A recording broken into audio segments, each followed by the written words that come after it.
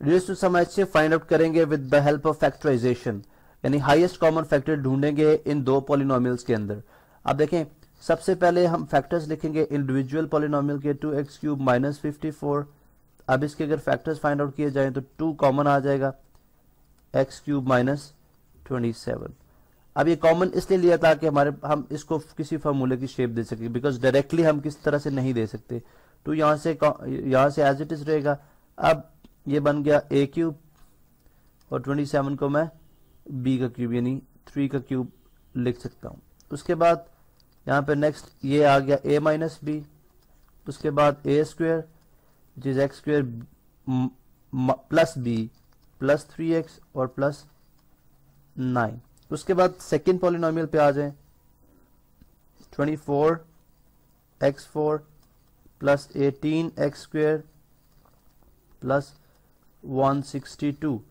अब अगर इसमें से हम 2 को लेट से 2 को अगर हम कॉमन ले लें तो हमारे पास जो रिमेनिंग पॉलिनोमियल यानी कॉमन लेने के बाद हमारे पास आ जाएगा जी 12x4 प्लस 9x² प्लस ये 61 81 टाइम्स 81 2 टाइम्स होता है हमारे पास 162, तो फिर यहाँ पे क्या आ जाएगा 81।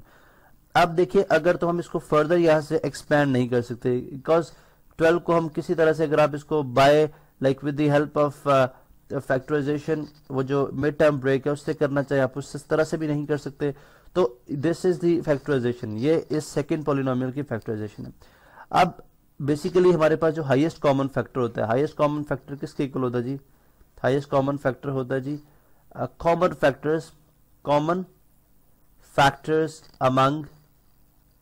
Common factors among given polynomials. अब गिवन पॉलिनोमियल्स के दरमियान जो है वो, अगर आप इस केस के अंदर कॉमन फैक्टर ढूंढते हैं तो वो किसके इक्वल आ जाएगा?